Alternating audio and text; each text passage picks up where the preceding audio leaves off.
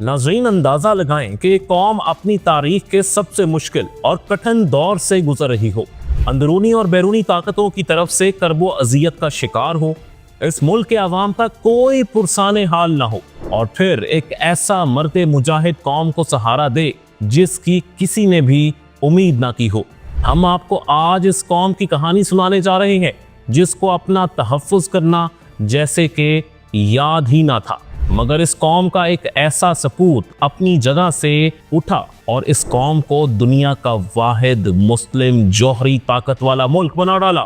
ये वो शख्स था जिसकी वजह से इस कौम को वो खाम तेल बिल्कुल मुफ्त फराहम किया जाने लगा, जिसके लिए बाकी दुनिया अरबों डॉलर देकर उसको हासिल करती थी। जी हाँ वीवर्स, आज हम आपको पूरी मुस्लिम उम्मा की वाहिद और अकलौती एटमी ताकत इस्लामी जमहूरिया पाकिस्तान की कहानी सुनाने जा रहे हैं कि आखिर कैसे एक कौम जो कि कुछ ही साल पहले गुलामी की जंजीरों से आज़ाद हुई हो और आज़ादी हासिल होते ही वो एक मंसूबा बनाना शुरू कर दे जो कि इसको पूरी दुनिया में एक अलहदा हैसियत और कुव्वत बख्शे। नाज़रीन, ये 1954 है। इस वक्त के वज़ीर आज़म पाकिस्तान मोहम्मद अली बोगरा हैं। इस साल उनकी मुलाकात अमरीकी सदर डिवाइट डी आइज़नहोवर से हुई, जिन्होंने पाकिस्तान को अमरीकी जौहरी मंसूबे में शामिल होने की पेशकश की, जिसको उसी वक्त कबूल कर लिया गया और इस फैसले का ऐलान कर दिया गया।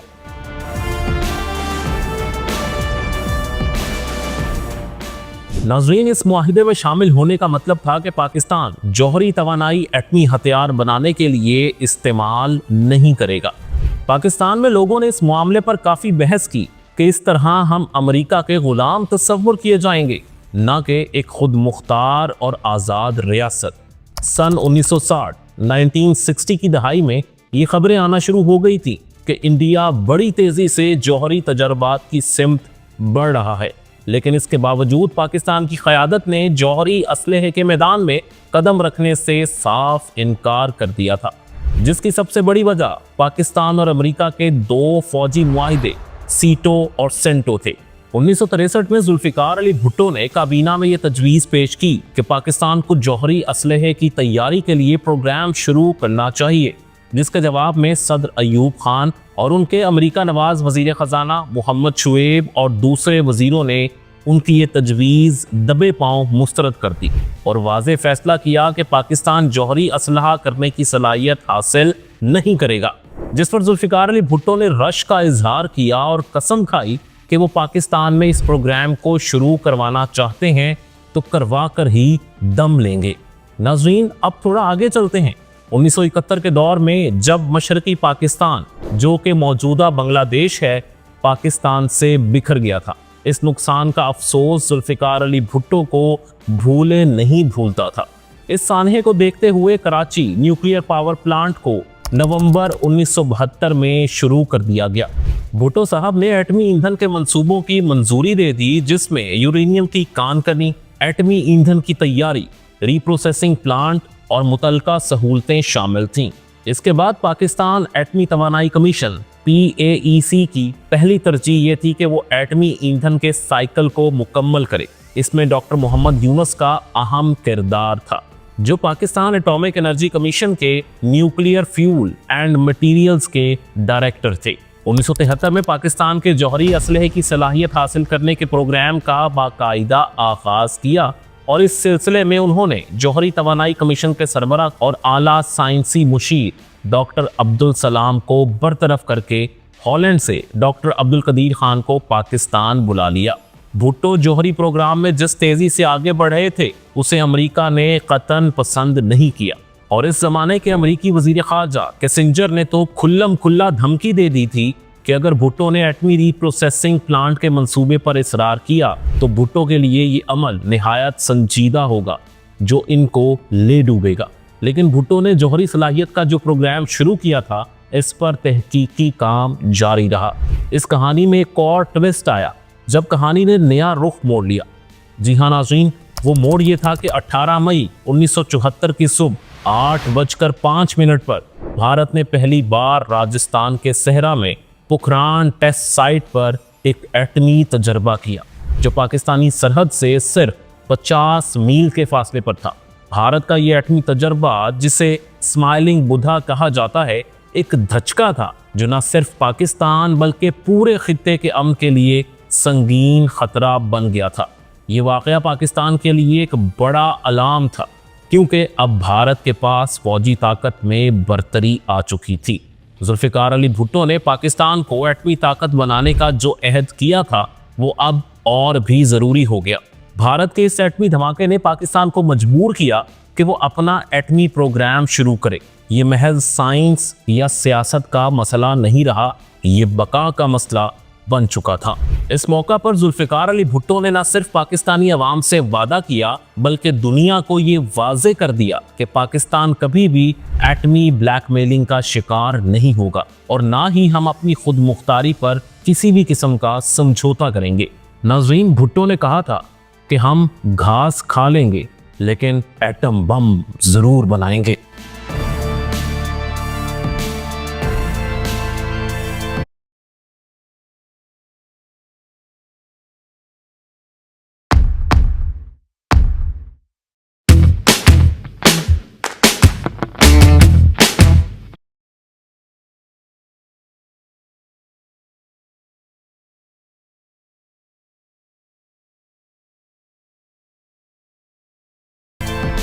लेकिन ये सफ़र इतना आसान हरगिज़ ना था जितना आसान इसको बयान करना है, क्योंकि पाकिस्तान के पास ना तो कोई जदीद न्यूक्लियर इंफ्रास्ट्रक्चर था, ना लेबॉर्ट्रीज़ और ना ही वो तकनीकी माहिरीन जो एटमी प्रोग्राम को मुमकिन बना सकें। कराची न्यूक्लियर पावर प्लांट एक महदूद पावर स्टेशन था। देखें दोस्तों, जब भारत ने 1974 में एटमी धमाका किया तो पाकिस्तान ने यह महसूस किया कि अब उसे अपनी दिफाई ताकत को मजबूत करना होगा। इसके लिए पाकिस्तान ने जनूबी पंजाब में एक ख़ास मंसूबा शुरू किया जिसका नाम था कीमियाई पैदावार कॉम्प्लेक्स, जिसे CPC का नाम दिया गया। ये जगह इसलिए चुनी गई क्योंकि यहाँ कुदरती यूरेनियम की बड़ी मिकदार थी जो एटमी बम बनाने के लिए बेहद ज़रूरी थी। भुट्टो को न सिर्फ आलमी दबाव का सामना था बल्कि उन्हें अपने ही मुल्क के अंदर मुखालफत का भी सामना करना पड़ा। मुल्क के आला हुक्काम में से कुछ ने इस मंसूबे को फजूल करार दिया तो कुछ ने इसे नाकाबिले अमल समझा। वजारत ख़जाना और प्लानिंग कमीशन के आला अहदेदारान ने इसे मुल्की मईशत के लिए बोझ करार दिया। यहाँ तक कि फ़ौज के कुछ हलकों ने भी भुट्टो को ये यकीन दिलाया कि पाकिस्तान की अफवाज भारत के ताकत का मुकाबला करने की सलाहियत रखती हैं और उन्हें इस महंगे और पेचीदा मंसूबे की हरगिज़ ज़रूरत ही नहीं है। दोस्तों, कीमियाई पैदावार कॉम्प्लेक्स CPC जहां एटमी ईंधन की तैयारी हुई, ये पाकिस्तान के जौहरी प्रोग्राम का सबसे बड़ा राज था। इस मंसूबे की राजदारी ऐसी थी कि न सिर्फ सैटेलाइट्स बल्कि इंटेलिजेंस एजेंसियां भी इससे मुकम्मल तौर पर बेखबर थी। इस कॉम्प्लेक्स की मौजूदगी इतनी गहराई से छुपाई गई कि यहाँ तक कि DG खान के लोग भी इसको नहीं जानते थे कि उनके शहर में आखिर क्या हो रहा है। राज इस हद तक महफूज था कि न सिर्फ पंजाब के गवर्नर बल्कि मुल्क के आला हुक्काम भी इससे लाइल्म थे। मगरिब कभी नहीं चाहता था कि पाकिस्तान जौहरी टेक्नोलॉजी हासिल करे, जबकि उन्होंने भारत की जौहरी ख्वाहिशात पर आंखें बंद कर रखी थीं। पाकिस्तान ने 1973 में कनाडा के साथ एक मुआहिदा किया था जिसके तहत पाकिस्तान को एटमी ईंधन की तैयारी का एक प्लांट फराहम किया जाना था जो international atomic energy agency IAEA की हिफाजती शराइत के तहत आना था। मगर भारत के एटमी तजर्बे के बाद ये प्लांट पाकिस्तान भेजने से इनकार कर दिया गया, जबकि सामान बंदरगाह पर भिजवाने के लिए तैयार खड़ा था। अमरीकी दबाव पर जर्मनी ने भी पाकिस्तान को हैवी वाटर प्लांट देने का मुआहिदा मनसूख कर दिया, हालांकि ये भी IAEA की निगरानी में था। बाद में फ्रांस ने भी ईंधन की प्रोसेसिंग का मुआहिदा मनसूख कर दिया जिसकी IAEA ने मंजूरी दी थी। इन 3 ममालिक से धोखा खाने के बाद पाकिस्तान बिल्कुल अकेला रह गया था। नाज़रीन, इस वक्त भुट्टो के पास महदूद वसाइल और चंद काबिले एतमाद लोग थे जिन्हें भेस बदलकर दुनिया भर से छुप छुप कर एक एक पुर्जा हासिल करना था। बैनुल-अक़वामी बरादरी पाकिस्तान को इस रास्ते पर चलते देखना नहीं चाहती थी। हर मुल्क, हर इदारा, हर दरवाज़ा पाकिस्तान के लिए मुकम्मल तौर पर बंद हो चुका था, लेकिन भुट्टो का अज़्म अटल था। انہوں نے دنیا کو پیغام دیا کہ پاکستان پیچھے نہیں ہٹے گا، اور یہی وہ عزم تھا جو آگے چل کر پاکستان کے سائنسدانوں اور انجینئرز کا حوصلہ بنا، اور کامیابی نے اٹھ اٹھ کر ان ہیروز کے قدم چومے۔ تاریخ میں ایک ایسا ہی نام جسے ہمیشہ احترام اور فخر سے یاد رکھا جائے گا، وہ نام ہے ڈاکٹر عبدالقدیر خان کا، جنہوں نے پاکستان کو دفاعی خود مختاری کی منزل پر پہنچانے میں مرکزی اور ناقابل فراموش کردار ادا کیا۔ عالمی دباؤ اور سخت پابندیوں کے باوجود ڈاکٹر عبدالقدیر خان کی قیادت میں پاکستانی سائنسدانوں نے بے پناہ محنت کی۔ انہیں پتا تھا کہ دنیا کی سب سے طاقتور قوتیں ان کے منصوبے کو روکنے کی کوشش کر رہی ہیں۔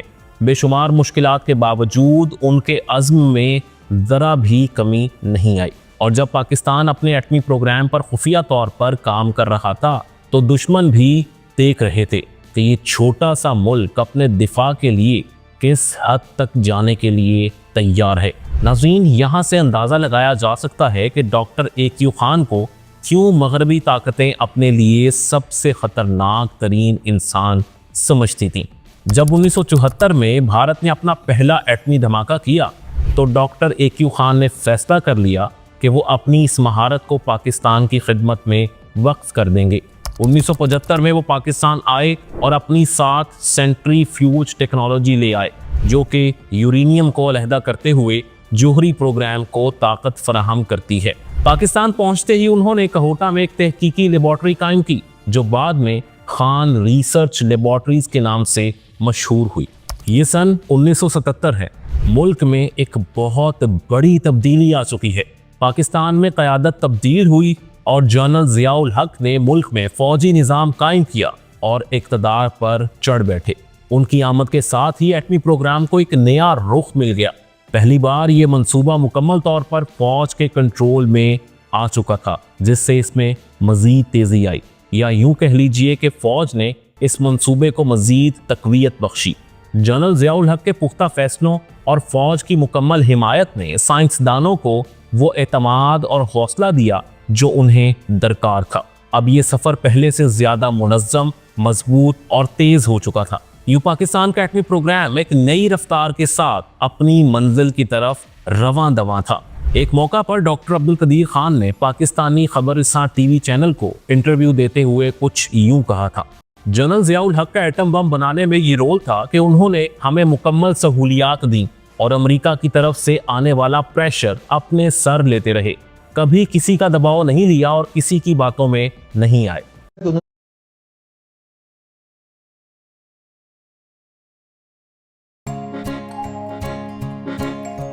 سوتے جاگتے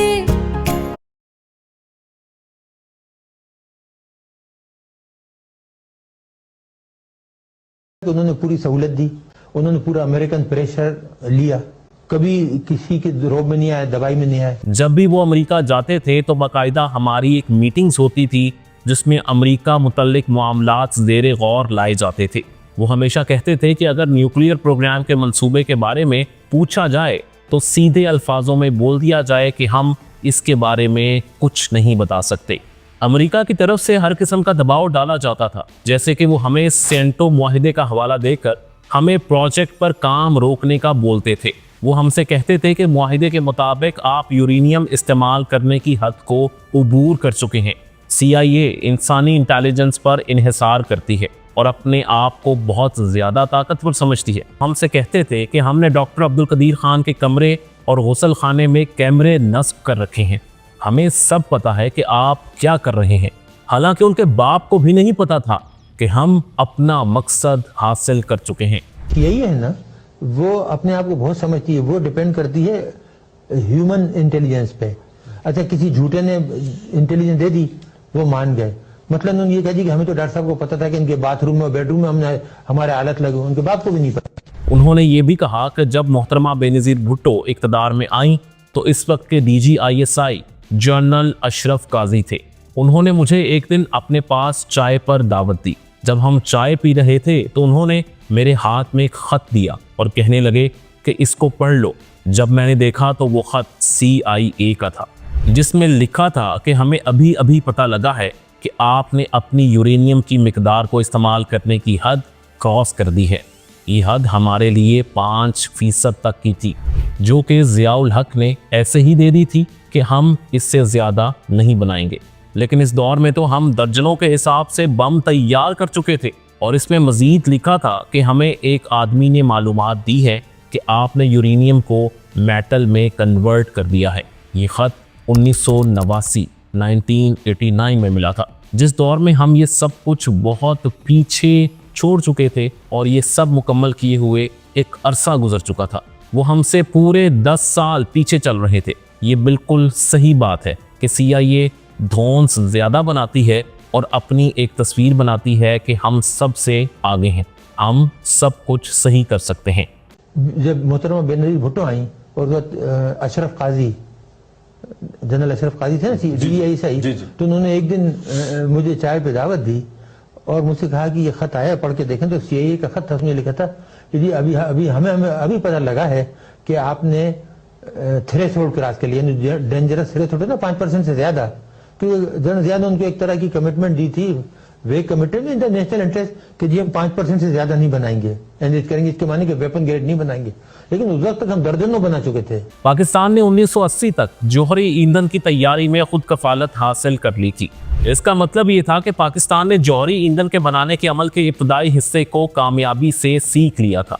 जबकि इसके अलावा डॉक्टर अब्दुल कदीर खान 1984 में ज़ियाउल हक को ये भी बता चुके थे कि हमने एटम बम बना लिया है, हम तजर्बे के लिए तैयार हैं। लेकिन उस वक्त एटमी तजर्बा ना करना भी बेहतरीन हिकमत अमली थी, क्योंकि अमेरिका रूस के साथ अफगानिस्तान में जंग में मसरूफ़ था और पाकिस्तान को अमेरिका की तरफ से फंडिंग दी जा रही थी।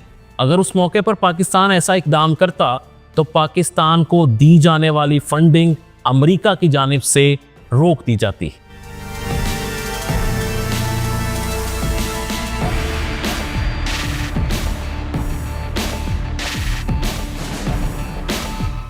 उन्नीस 1975 से 1980 तक 5 साल के अरसे में पाकिस्तानी साइंसदानों और इंजीनियर्स ने कई अहम प्लांट्स तैयार किए, जिन्होंने यूरेनियम की सफाई, यूरेनियम गैस और धात तैयार करने के अमल को कामयाबी से मुकम्मल किया। और आखिरकार पाकिस्तान ने अपने जौहरी प्रोग्राम के लिए ज़रूरी ईंधन तैयार करना शुरू कर दिया। जबकि दूसरी जानिब दुनिया पाकिस्तान के इस मंसूबे के सख्त खिलाफ थी। मगरबी ताकतें साजिशों में मसरूफ़ थीं। अमेरिका, बरतानिया और दीगर ताकतें पाकिस्तान पर इक्तसादी पाबंदियां लगाकर इस कोशिश को रोकना चाहती थीं। कई मुआहिदे और टेक्नोलॉजी की फराहमी रोकी गई, लेकिन पाकिस्तान ने हार नहीं मानी। जब हर किसी ने पाकिस्तान से मुंह मोड़ लिया तो पाकिस्तान का एक अजीम दोस्त, जिसे पाकिस्तान का भाई भी कहा जाए, तो कोई हर्ज ना होगा। जी हाँ नाज़रीन, हम चीन की बात कर रहे हैं, जिसने पाकिस्तान का भरपूर साथ दिया, क्योंकि चीन को भी पाकिस्तान की इसी हद तक ज़रूरत थी जिस हद तक पाकिस्तान को चीन की थी। चीन ने इस वक्त पाकिस्तान का साथ दिया जब दुनिया ने एटमी प्रोग्राम को रोकने के लिए हर मुमकिन कोशिश की। 1980 की दहाई में चीन ने पाकिस्तान को न्यूक्लियर रिएक्टर की फराहमी शुरू की, जिससे पाकिस्तान का एटमी प्रोग्राम मजीद मजबूत हुआ। 1989 में चीन ने पाकिस्तान को 27 किलोवाट का न्यूक्लियर रिएक्टर फराहम किया और बाद में 1991 में इसको अपग्रेड कर दिया गया। चीन ने न सिर्फ पाकिस्तान को टेक्नोलॉजी का हसूल यकीनी बनाया, बल्कि साइंसदानों को तरबियत के लिए चीन भेजा गया। इस ताउन से पाकिस्तान ने आलमी पाबंदियों के बावजूद अपने एटमी अहदाफ हासिल किए, जिनमें सबसे मुश्किल अहदाफ ये होते थे कि कैसे अपने मकसद के लिए हासिल किए जाने वाले पुर्जे अपने मुल्क में बहिफाजत ले जाए जाएं। इस खुफिया और मुश्किल तरीन मिशन का बेड़ा ISI ने अपने सर लिया और कामयाबी से इसको मुकम्मल किया। दोस्तों, वो वक्त करीब था जब पाकिस्तान साइंसदानों की अनथक मेहनत और क़यादत का आखिरकार नतीजा आने ही वाला था। ये बात कहना मुनासिब ज़रूर है कि अयूब खान समेत उनके दौर के कुछ लोग इस मंसूबे की मुखालफत करते रहे हैं, जिसकी वजह से ये जल्दी शुरू नहीं किया जा सका। लेकिन पाकिस्तान की तारीख में जौहरी ताकत का हुसूल वो वाहिद मामला रहा है जिस पर कौम, सियासतदान, एस्टैब्लिशमेंट, गोया हर पाकिस्तानी यक जुबान रहा है। भारत ने 13 मई 1998 को दोबारा एटमी धमाके किए, जिसने पूरे खित्ते में खतरे का न सिर्फ अलार्म बजाया, बल्कि मगरबी ताकतों को भी इस चीज़ का यकीन दिलाया कि भारत किस कदर मजबूत اور ناقابل شکست ملک بن چکا ہے۔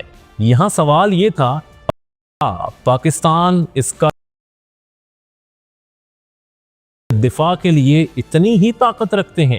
تو دوستو اس سوال کا واحد جواب اور ثبوت اس شکل میں سامنے آیا جب ہر پاکستانی کی نگاہیں چاغی کی پہاڑیوں پر تھی، دلوں میں ایک عجیب سا جوش، ایک انتظار کہ ہم کب دنیا کو بتائیں گے کہ ہماری محنت نے کامیابی کی چادر اوڑھ لی ہے، کہ ہم کب بھارت کے کیے گئے دھماکوں کی گونجتی اندھیری آواز کو چاغی کی پہاڑیوں میں جنم لینے والی صبح کی کرن سے دفن کریں گے۔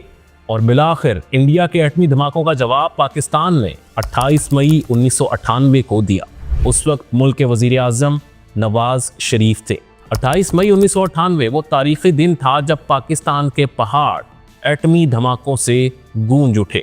5 زوردار دھماکوں نے پاکستان کو دنیا کی 7ویں ایٹمی طاقت بنا دیا۔ پھر 30 مئی کو ایک اور دھماکہ ہوا جس نے اس جواب کو اور مضبوط کر دیا اور دشمن کو یہ واضح پیغام دیا کہ اب ہم بھی ایٹمی طاقت ہیں۔ بھارت کو یہ باور کروایا گیا کہ پاکستان نہ صرف بیدار ہے بلکہ اپنے دفاع کے لیے کسی بھی حد تک جانے کو تیار ہے۔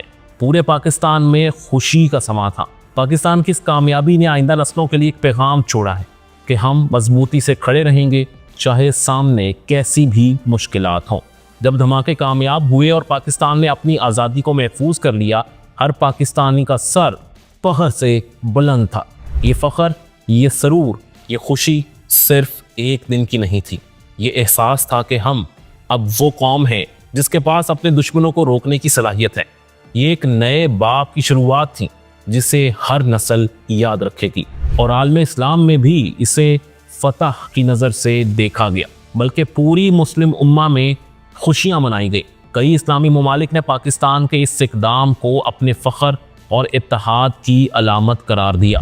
ناظرین، پاکستان اٹامک انرجی کمیشن کے مطابق 28 مئی کو کیے گئے ٹیسٹوں سے ری ایکٹر سکیل پر زلزلے کے 5.0 سگنل پیدا ہوئے، جس کی مجموعی پیداوار KT-40 تک ہے۔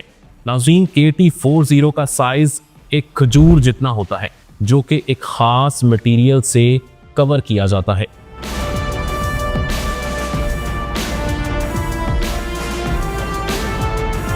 دوستو، کیا آپ جانتے ہیں کہ سعودی میڈیا نے لندن میں پاکستان کے جوہری پروگرام کو کیسے رپورٹ کیا؟ سعودی اخبار الشرق الاوسط نے ایک بڑی سرخی میں لکھا، اسلامی بم ایک خواب کا حقیقت بننا۔ پاکستان نے جوہری طاقت حاصل کر کے دنیا کو یہ پیغام دیا کہ مسلمان قوم اب خود مختار ہے اور عالمی دباؤ کے باوجود اپنے حقوق کا دفاع کر سکتی ہے۔ پھر وہ وقت آیا جب عالمی طاقتوں نے پاکستان کی ترقی کو خطرے کے طور پر محسوس کیا۔ دنیا کے بڑے ممالک جنہوں نے اپنے جوہری طاقت کو آسمان تک پہنچایا تھا، پاکستان کی کامیابی کو اپنی عالمی بالادستی کے لیے ایک چیلنج سمجھنے لگے۔ فرانس، روس، برطانیہ اور امریکہ سب نے ایک ساتھ پاکستان کو ایٹمی تجربات سے روکا، جیسے وہ پاکستان کے خلاف ایک مشترکہ محاذ پر کھڑے ہوں۔ لیکن پاکستان کی قیادت، پاکستان کے سائنسدان، ان کا عزم، ان کی روح اس سے کہیں مضبوط تھی۔ مغربی دنیا ہمیشہ سے یہی سمجھتی تھی کہ جوہری دفاع کی طاقت صرف چند بڑے ممالک کا حق ہے، لیکن پاکستان نے اپنی ہمت، عزم اور خود مختاری سے ان تصورات کو بدل کر رکھ دیا۔ اب دنیا نے دیکھا کہ ایک ترقی پذیر ملک بھی جوہری میدان میں اپنی جگہ بنا سکتا ہے۔ اس وقت امریکہ اور روس کے پاس تقریباً 1600 جوہری وار ہیڈز موجود ہیں، جبکہ برطانیہ نے اپنے ذخیرے کو 225 وار ہیڈز تک کم کر لیا ہے اور مزید کمی کی منصوبہ بندی کی گئی ہے۔ چین کے جوہری ہتھیار 250 اور فرانس کے 300 ہیں۔ اسرائیل کے جوہری ہتھیاروں کا پروگرام ہے اور ان کے ذخیرے کا تخمینہ 80 سے 200 وار ہیڈز کے درمیان ہے۔ شمالی کوریا کے پاس چند جوہری ہتھیار ہیں، بھارت کے پاس 172 اور پاکستان کے پاس 170 ہیں، اور ابھی بھی اپنے جوہری ذخائر اور مواد کو یہ دونوں ممالک بڑھا